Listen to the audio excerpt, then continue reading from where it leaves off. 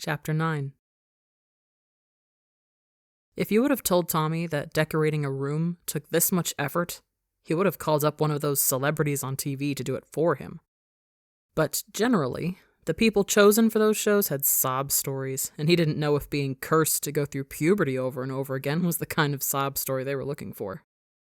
Having to revisit the embarrassment of your voice cracking in the middle of a sentence sounded depressing enough. The box of LED lights that Phil had bought for him remained unopened because he refused to set that up himself. He could get Ronbu to do it. The fucker was tall enough to reach the ceiling, and if God made someone that tall, forced labor was a fair consequence. Tommy peeled the back off of an adhesive strip and stuck it on the wall. All the drawings and images he had gathered from his time at school sat on the end of the bed.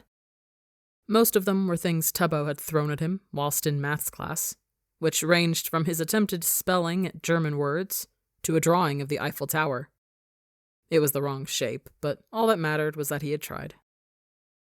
He didn't have an artistic approach to where he was going to stick these things, but doing it randomly seemed to fit the aesthetic he wanted. "Please, stick the pictures so they aren't wonky." Tommy yelped out at the sudden voice over his shoulder. He spun around and punched Wilbur in the shoulder. He didn't even notice the man opening the bedroom door. "You fucker!" Tommy punched him again until Wilbur stopped laughing at him. "I came in here to ask you a very important question," Wilbur began as he took the adhesive strip box out of Tommy's hands. "What are you getting me for Christmas?" Nothing. I don't know." He hadn't thought about it. To be honest, it didn't even cross his mind that this household might expect Christmas presents, or include him in the holiday that was only a couple of days away. "Fine, I'll return your gift then." Tommy stopped what he was doing and blinked at Wilbur, dumbfounded. He tried to find any indication in the man's face that Wilbur was messing with him, but failed. "You got me a Christmas present?" he asked, his voice vulnerable. Wilbur frowned at him. "I mean, I could easily take it back into the shop." "No!" Tommy jumped forward and held Wilbur in place with his hands on his shoulders. "Nope, you're giving me that shit." "Fine," Wilbur said, grinning. "I won't resell your present." "And I keep it?" Tommy asked, trying to keep his excitement to himself. "Of course you keep it. Why would I take it back?" Tommy dropped his hands from Wilbur's shoulders. "It's something the last family did." Christmas was just another cash grab whilst living in a household that exploited foster children and their glee for a festive holiday for views and subscribers on a shit YouTube vlogging channel. Decorations were placed in angles only the camera would view. Empty boxes plastered with expensive gift wrapping sat under the Christmas tree that the children weren't allowed to go near. "You keep them," Wilbur confirmed again, more concerned than before. "I've stuck all the strips straight now. Have fun decorating." Ignoring Wilbur's quick exit, Tommy went back to decorating. The last picture he stuck up before dealing with the LED lights was Tubbo's drawing of a rocket ship, which had a stick man attached to the side of it. Tubbo later clarified that it was supposed to be Ronbu. Later, when he finished setting up the LED lights without blowing up the house, he unlocked his phone and opened the Notes app, creating a new one named Christmas Present Ideas. He had Phil and Techno sorted, but he couldn't think of anything for Wilbur. Besides maybe a slap across the face. That didn't seem appropriate for Christmas, though. As usual, Tommy burst into Wilbur's room unannounced. "Dickhead, what do you want for—" Familiar voices coming from the speakers left him frozen. "Why the fuck are you watching them?" he demanded, his heart clenching at the sight of the YouTube video displayed on Wilbur's screen. The sound of their voices made him sick to his stomach. A frame appeared on the screen, and embarrassment flowed through him as he recognized the child crying in the video, as he recognized himself. Wilbur rushed to turn off his computer, but Tommy pushed him away from it. His face burned as he read the title. Family Vloggers Turned Criminals. The Morrisons Scandal. Why are you watching that? Tommy stammered on his words as Wilbur stared at him, face covered in pity. Tommy, I didn't mean to... The video continued playing, and a picture of the parents appeared on the screen. The people responsible for taking Tommy's 5th chance of youth away. He wanted to throw up. Humiliation pricked at his skin. His throat closed up. Wilbur paused the video. Those videos were supposed to be deleted, gone from the internet for no one to fucking see anymore. But even after he got away from those vile people, it wouldn't leave him alone. And even worse, it was Wilbur, the person he was probably most close to within this house, who saw him like that. Wilbur stood up from his desk chair, guilt-ridden. I was just curious. Were you that curious that you decided to dig into the shit I went through? Was reading all about it on my file not invasive enough for you? Tommy spat, hating the horror in Wilbur's eyes. Wilbur was supposed to be different. He wasn't supposed to see him as this little naive child who was abused and used for entertainment. I leave your past alone with all the weird and confusing shit you pull, and you do this? The volume in Tommy's voice grew with every quivering breath. So much that the entire house could hear, but he didn't care. I don't dig into your issues, like how you fight with Phil, your failed therapy, and why you sometimes stink of fucking weed and other shit, but you can't do the same for me? Tommy, I know it's bad, but I didn't want to make Christmas like they did, and then this came up, and Wilbur shrunk into himself. What? Tommy whispered, his breathing still harsh, the blood in his face pulsing. And then this video kept talking about how it was a child labor scheme that the dad came up with to fix his failing marriage, and that their son was violent towards you and the other foster children in that home. Tommy stood, helpless, as the man pushed himself into a panicked state. I just wanted to know what to avoid, not ruin it for you. Wilbur...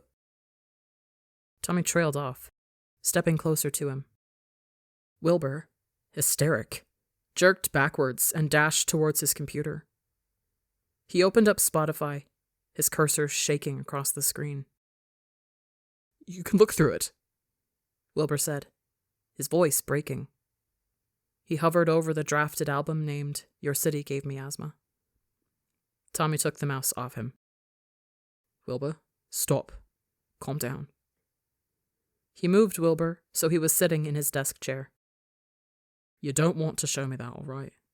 And you don't have to just because you found out shit about me. But shut the fuck up, he said with no heat. He put his hands on Wilbur's shoulders like he did earlier, though this time for comfort. Let's drop this, okay? Let's pretend this never happened. Wilbur nodded, not trusting himself to speak. Tommy picked up one of the many half-drunken bottles of water from the windowsill and gave it to him. I'm sorry. It's fine. It's fine.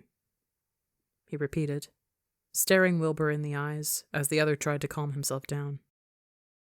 Wilbur leaned forward, his side brushing against Tommy.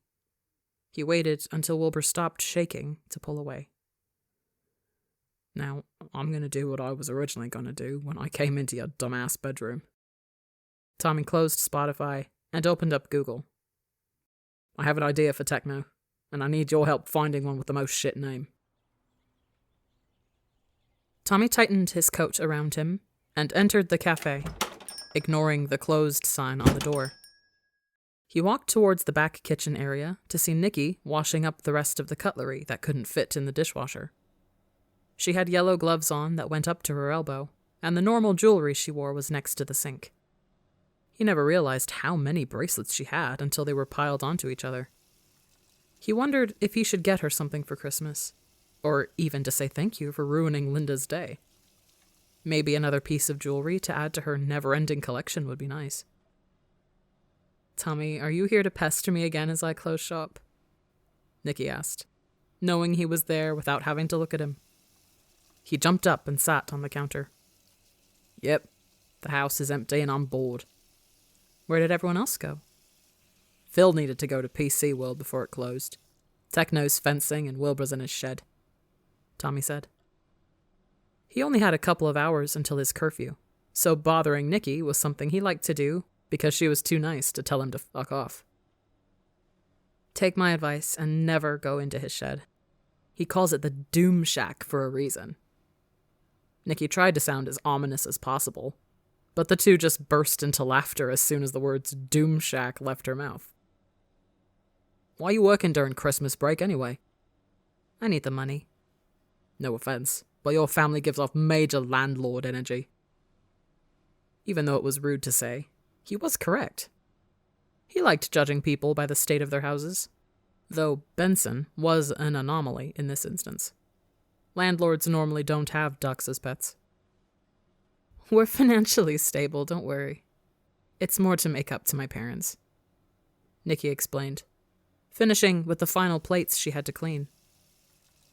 I'm adopted, if the lack of German accent with the rest of my family isn't obvious enough. They did a lot to get me here, so this is my way of repaying them. You don't keep some of the money for yourself? No, I do that as well. How else would I fund the amount of hair dye I need?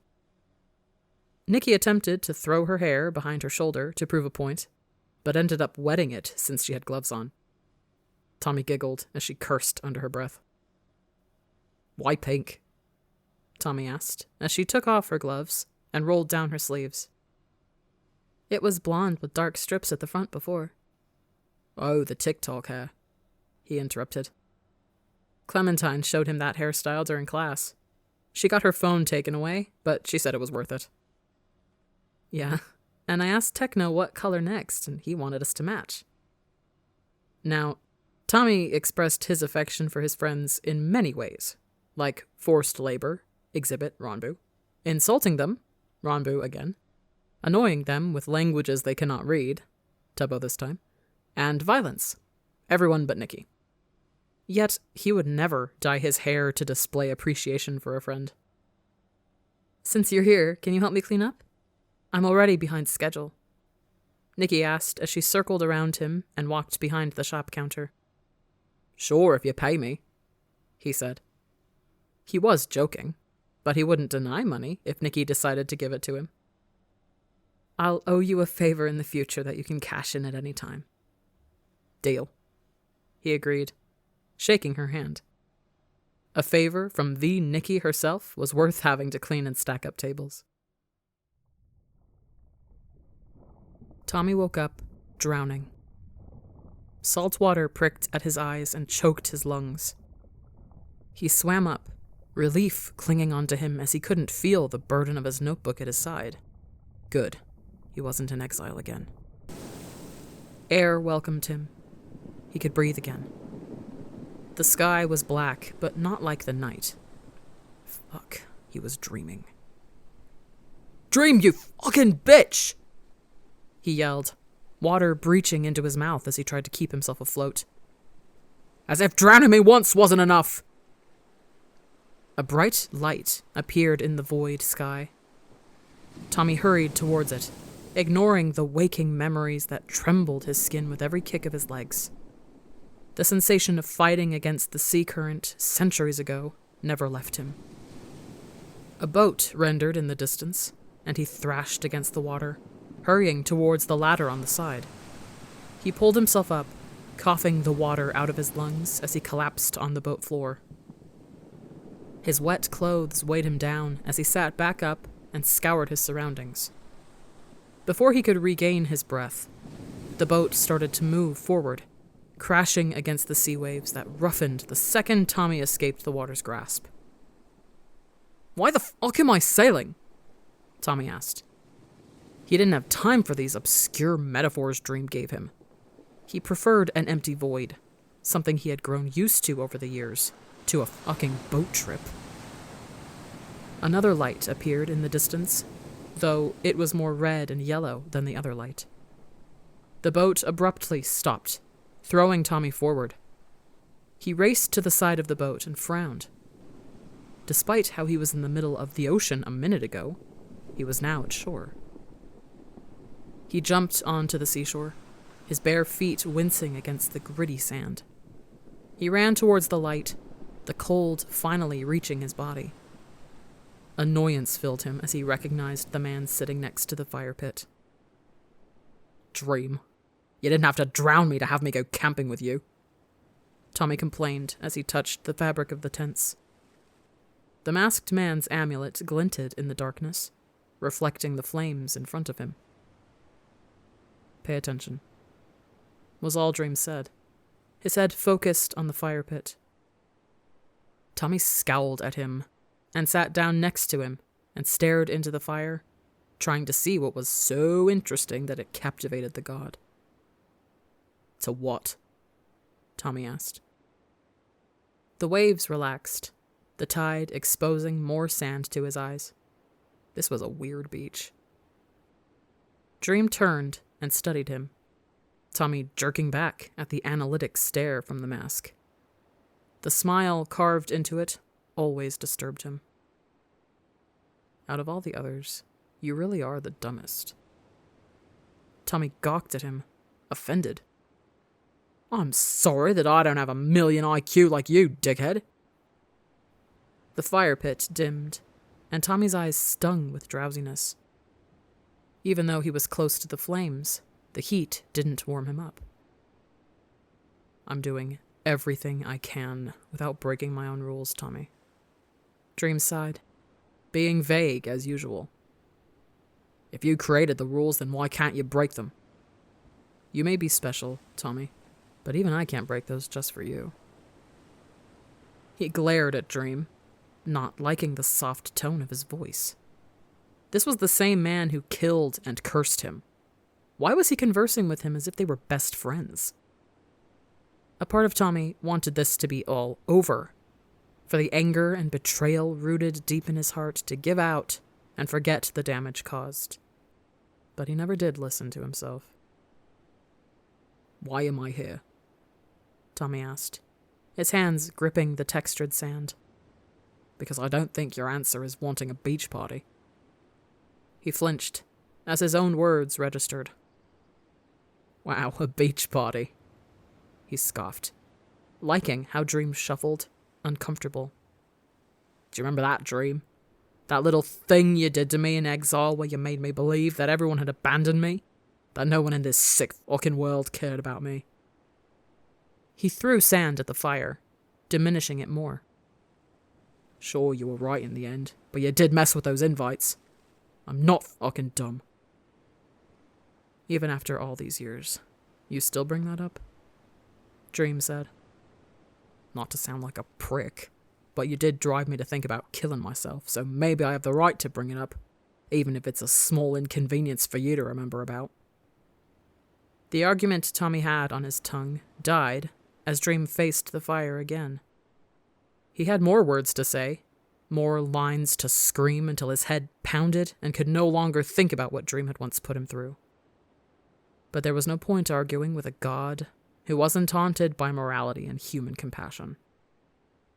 He fought against the tiredness in his eyes, which kept shutting against his will. "You're tired, Tommy," Dream murmured, moving aside so Tommy could lay down on dry sand. "It's okay to sleep here." "Why should I trust you?" Tommy mumbled, caving into himself as he tried to get comfortable. "I'm the only one who understands you in this world," Dream said, gazing down at him. Tommy rolled his eyes and rested on the floor. As sleep overwhelmed him, Dream wrapped his cloak around the boy's shivering body.